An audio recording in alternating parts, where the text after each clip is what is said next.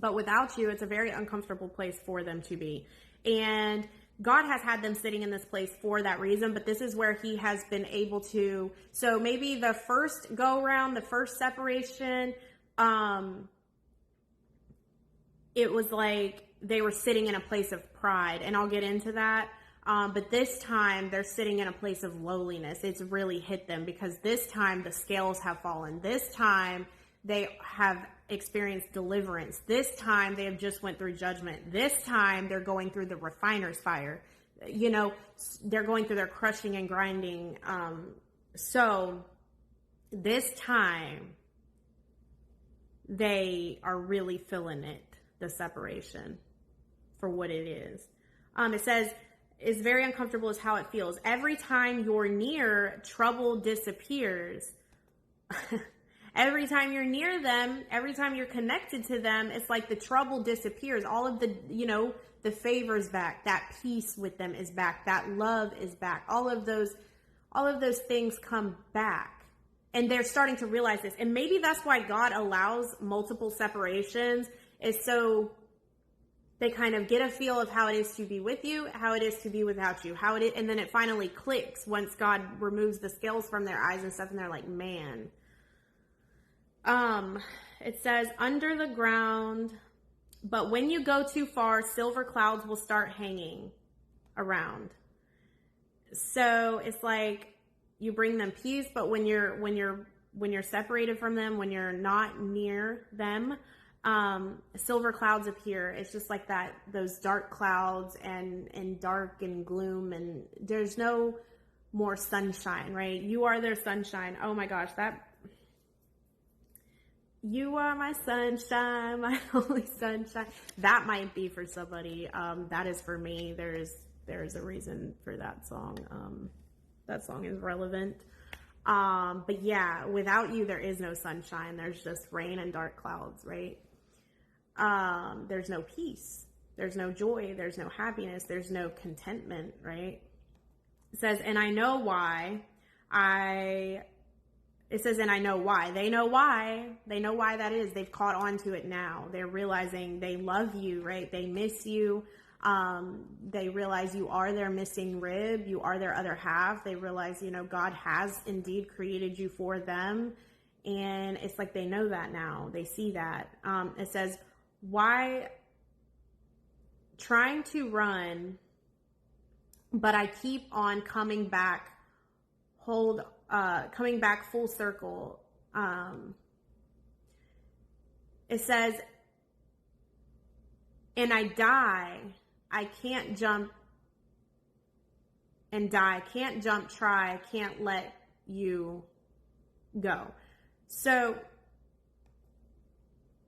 it says, so I keep on going back full circle. I know you'll come around. They keep trying to run. They keep trying to run, right? But every time they run, they come back full circle. They come back to you. You are always there. They can't get away from you. No matter how far they try to run, no matter what, there you are. They come back full circle. You are the answer, right?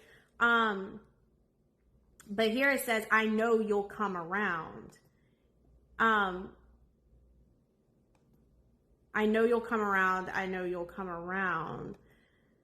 So this time, and that's the thing, they know you'll come around. They've had this like, oh, I know you're going to come back around because you always do. So in the sense of like, that's what I'm saying. Like, this is like a tables turning thing. You're not. God has instructed you not to do that this time. You did it in the past, and so maybe they were expectant of that, but that's not the case this time. And so they're really sitting in this, right? It says, slipping down a broken path, how long can I last? Please let me know, where's the finish line? They keep going down this broken road, this broken path, right? Trying to run, but it goes nowhere. It leads nowhere. It only leads back to you every time, right? it says, I gotta find somewhere to. I don't want to hear those people interfere. What do they know? What I feel inside when I'm up all night. So maybe it's just people around them trying to tell them how they feel, right? Or why they feel what they feel, or whatever the case. Friends, family, coworkers, I don't know. But they're saying like no one truly knows what I'm feeling, because in what they feel inside when they're up all night. They've been having sleepless nights. Just, they might not project how they feel on the outside, right? To people that they are around, like their friends and family. They might try to put on a front like they are okay outwardly, but inwardly, especially, and God's been just repetitive about this over the last few weeks. Like when they're laying in bed at night, these things are like in their mind. They can't get away from it. They're in their thoughts, right? And God's allowing this. It's that pressing it on them so that they come forward to you like they're supposed to do. It says, when I'm up all night, needing you. I don't know why I try to run, but I keep on coming back full circle. So they don't know why they keep trying to run from it, because they continue to come back full circle. They continue to come back to you. Everything leads to you. It always leads back to you. So they're just like, why am I even trying to run at this point? It's obviously inevitable. It's a God thing. It doesn't matter how much time has passed. It doesn't matter what has happened. Like they can't get away from you. God's not going to allow them to. And that's the other thing. Like throughout this process, it may look like because they don't reach out, that they're not thinking about you, that they don't love you. But there's just a lot of things going on the other end that you cannot see. And that's why God says it's like a smoke and mirrors effect. It doesn't look like what it appears to be. And so that's why you can't look at what it looks like. Because the enemy, if you do, will come in and try to manipulate you and use certain things to manipulate you. It says, and I can't jump the track, can't let you go. So I keep on, because I know you'll come around. You'll come around. So, and I know you'll come around. You'll come around. So now this is the Eminem part. Okay. So it says, keep on running till we meet in the middle. I put pride aside and I'll get just a little. Is that what it says?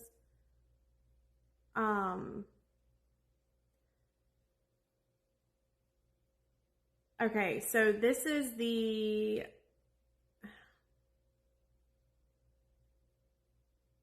says, and I know why I try to run, but I keep on coming back full circle. They have to put aside their pride and come back to you. And I think that's why God is doing it this way this time. Like, how could they ever get rid of their pride and humble themselves if you were always the one to, you know what I'm saying? I think that's why the Lord's flipping the tables this time. And so Eminem's part. Now, this part is how, the way that he gave it to me, you listen to it one time. This is how the spouse was the last separation. This is where they were at. Then you go back and you listen to it a second time, and God's like, take out all that pride out of this section of the song, and this is how it is on your behalf this time. Okay, so I'll make it make sense. It says, I don't think she understands the sacrifices that I've made. Maybe if this he says it's Eminem, so had acted right, I would have stayed, but I've already wasted over half of my life. I would have laid down and died for you. I no longer cry for you. No more pain. You took me for granted. You took my heart and ran it straight into the dirt. I can no longer stand it. Now my respect, I demand it. I'm going to take control of this relationship, command it. I'm going to be the boss of you. And what I mean is that I will no longer let you control me. So you better hear me out, because as much as you owe me, I came up my life. You totally devoted to you. I stayed, thankful and all the way. This is how, hold on. Basically, I stayed devoted to you. I stayed thankful all the way. This is how you get. Look at how I dress. So he's saying, like, look at how I dress. I go to work in baggy sweats.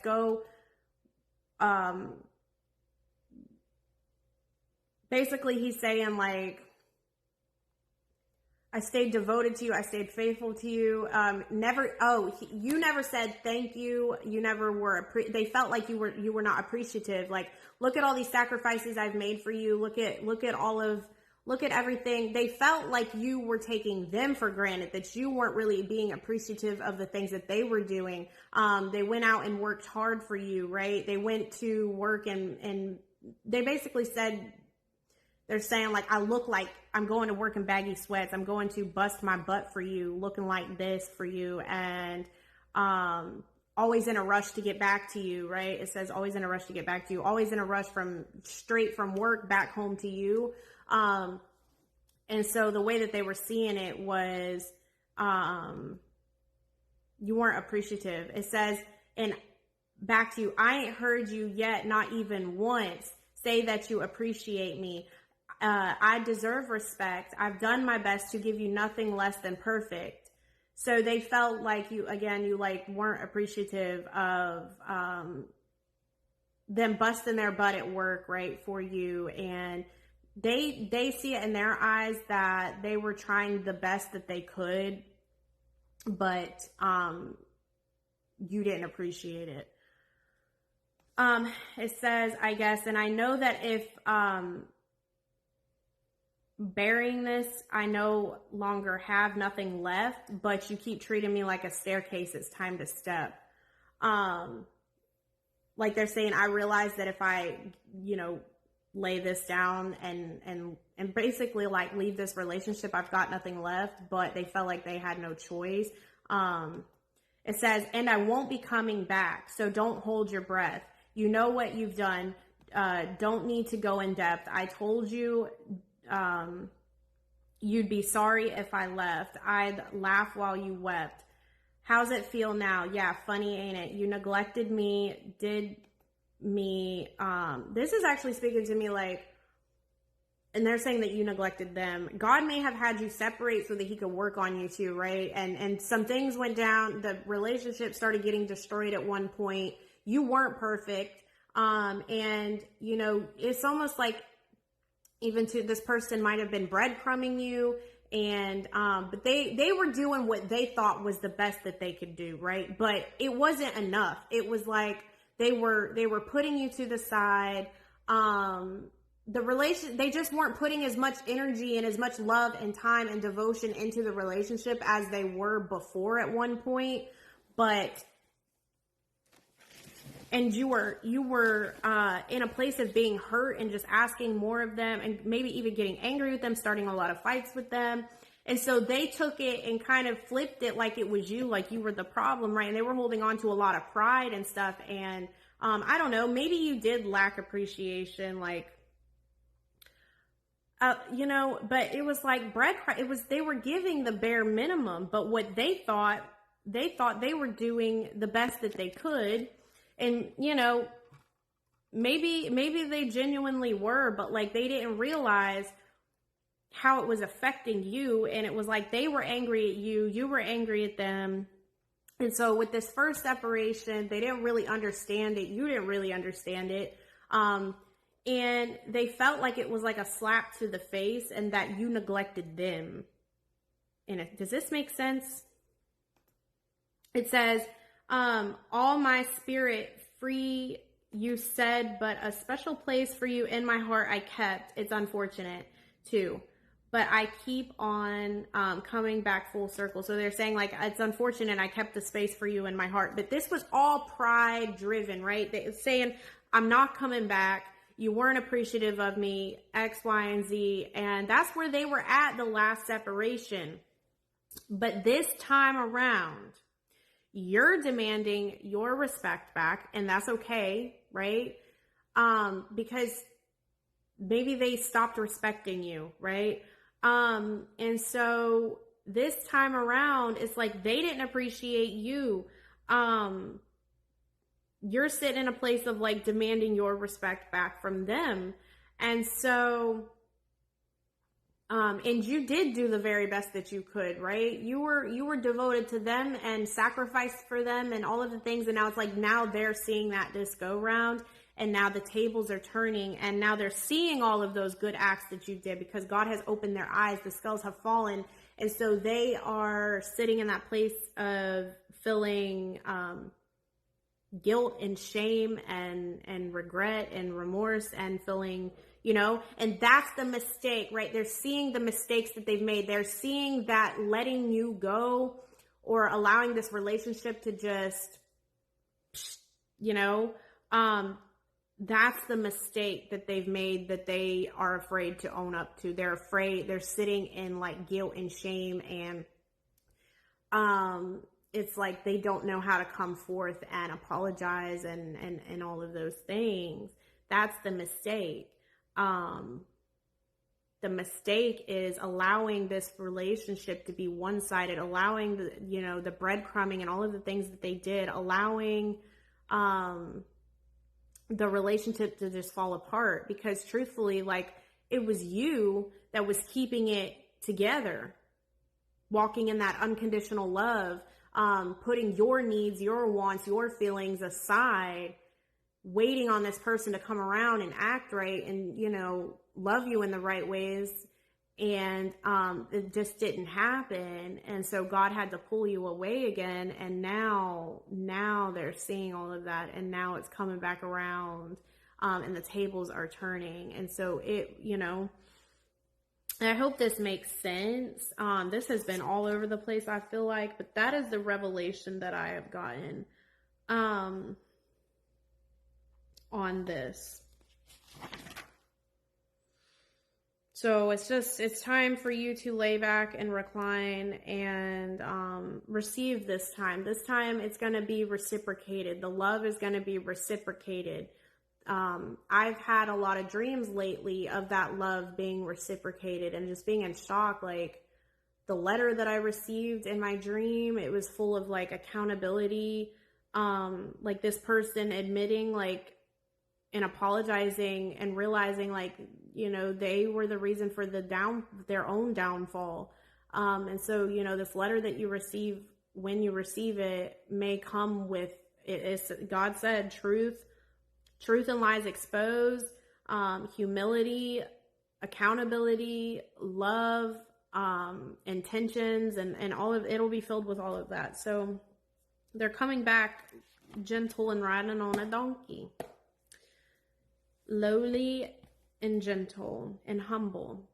And so now this go around is different. Although it might look the same, it's different. This time, because you remained in faith, hope, and love, 1 Corinthians 13:13, because you put into practice the things that God taught you, and you were obedient and acted when he said, do this, this, and this, even when it didn't feel good. Because you weren't selfish, you were humble, right? You acted out of humility and you put this person before yourself. You're reaping that harvest now. You're going to reap that harvest, and God is faithful to his promises, right? And so, yeah, that's the word. I got another word after this. I'll be back.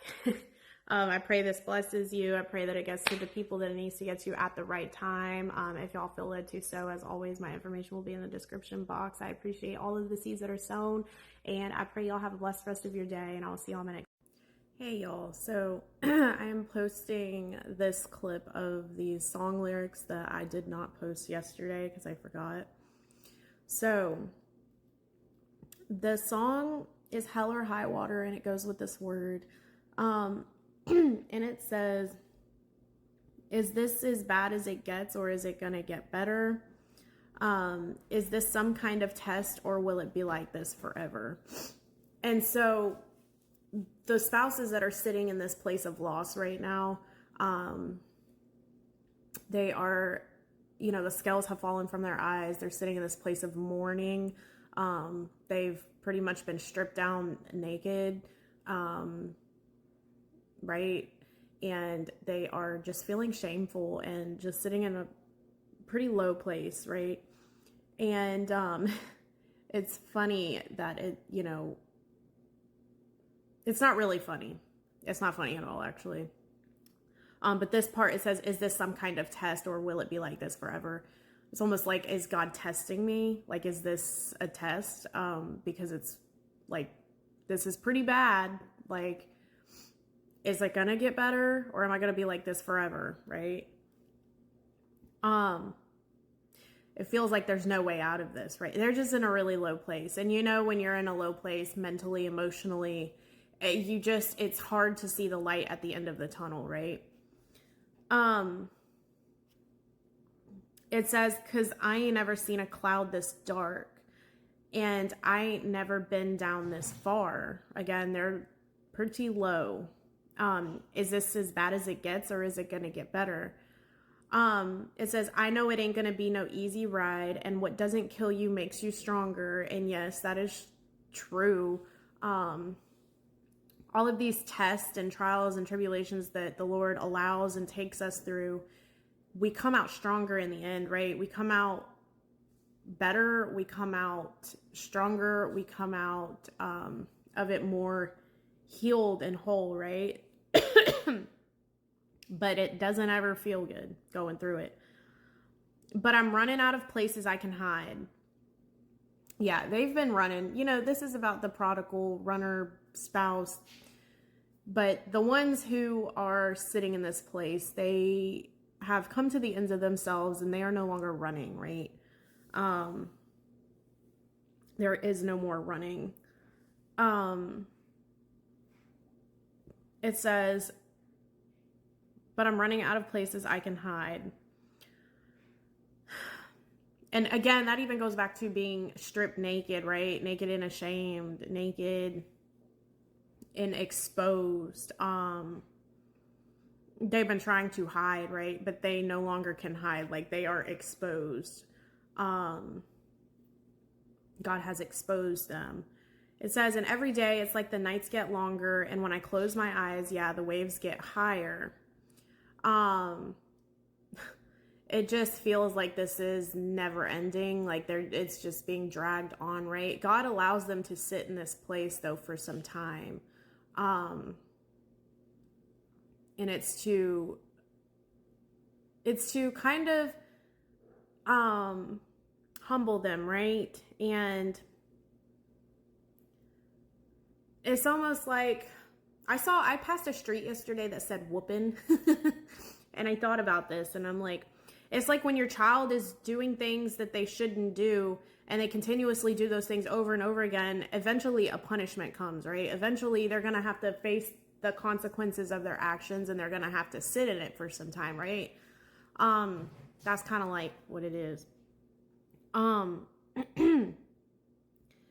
it says, when I close my eyes, the waves get higher, and that goes back to the floaties, right? Those floaties that went missing, my daughter's floaties that went missing, whatever it was that was keeping them afloat is no longer there. God has stripped it all away. Anything that was in the way of keeping them from, whatever was keeping their head above the water, that's gone. And the waves are getting higher, right? The water's getting higher. The flames get hotter. So also, they are they are going through the refiner's fire now. And that is hot. The heat from that alone is hot, right?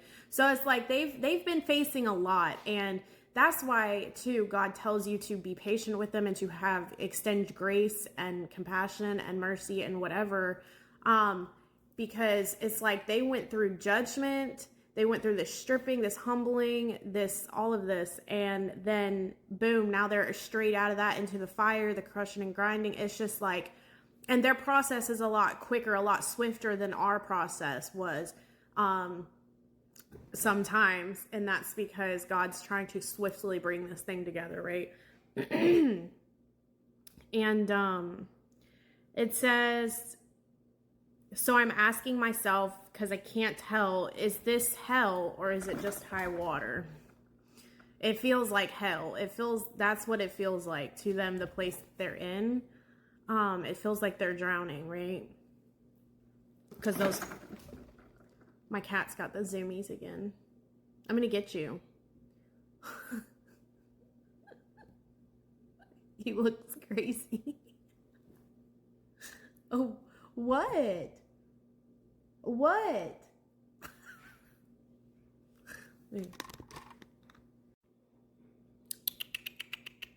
Hey, Gracie. Crazy boy. Anyways.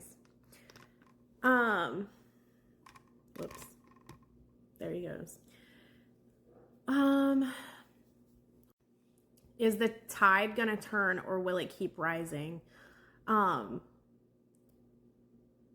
It just feels like it's getting worse, or it's just, there is no light at the end of the tunnel. It just feels like this is dragging on, right? And I heard Synovia talk about this. Like, the reason why God allows them to sit in this for an extended period of time is so that they remember this and don't want to go back, right? Like, if your child does something wrong, right, and repeatedly over and over again, you get to a point where that grace with them runs out and you have to punish them with a bigger punishment because whatever you're doing was not working, right? He's got the zoomies. Oh my gosh. Y'all could probably hear him. I'm not sure. But you come in with this bigger punishment, but they have to sit in it, right? You have to allow them to sit. You can't just give them that punishment for a second and then expect them to, no, you have to allow them to sit in it so that they come to an understanding like, man, this doesn't feel good. I don't, this was wrong.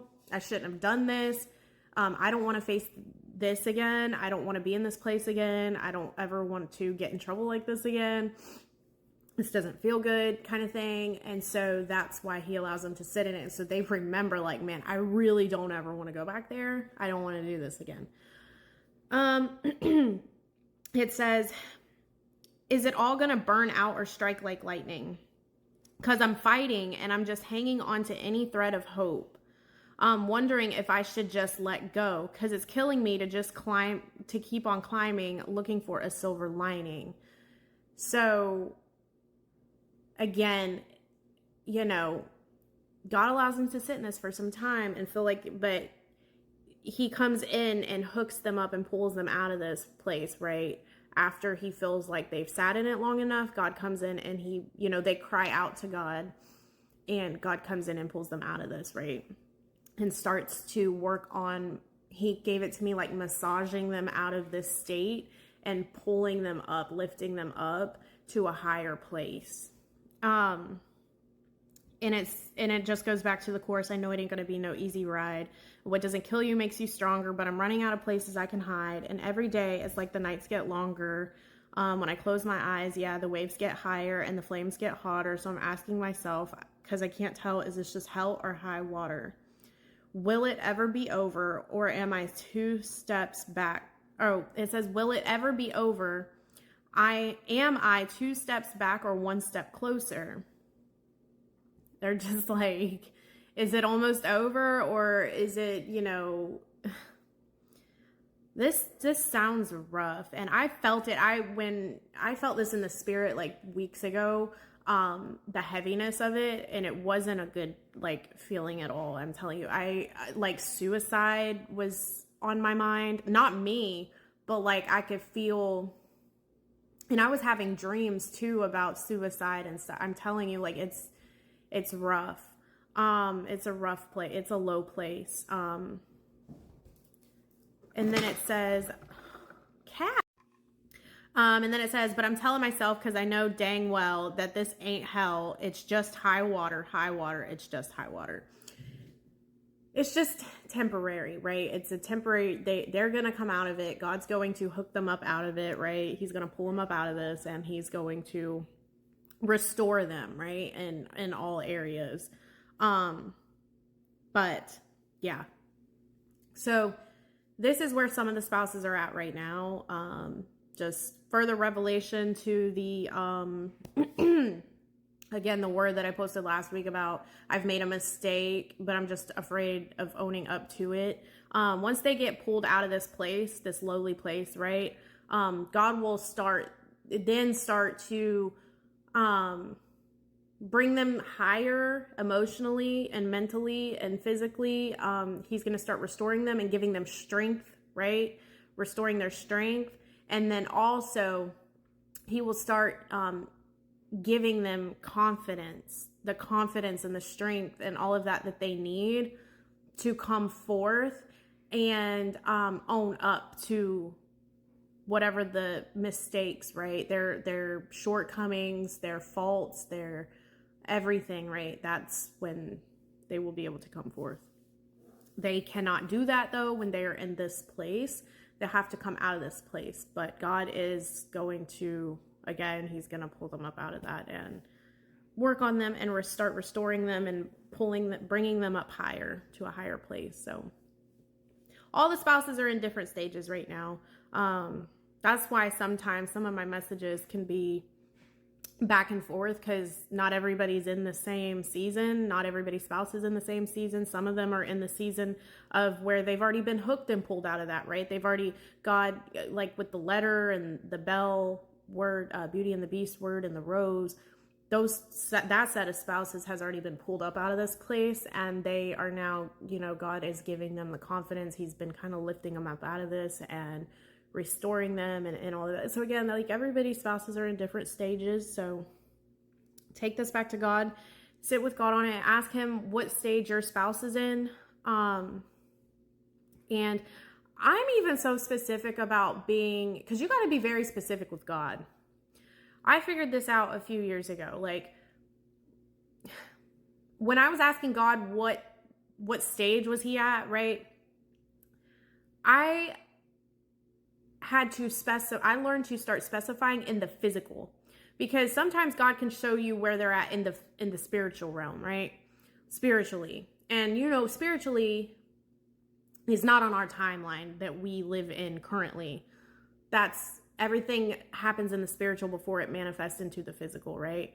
So I'm like even so specific on that now. Like, God, I don't, confirm to me what season this is in the physical, in real time, in my time, and my understanding of time, not in the spiritual, right? So, just be specific with your prayers.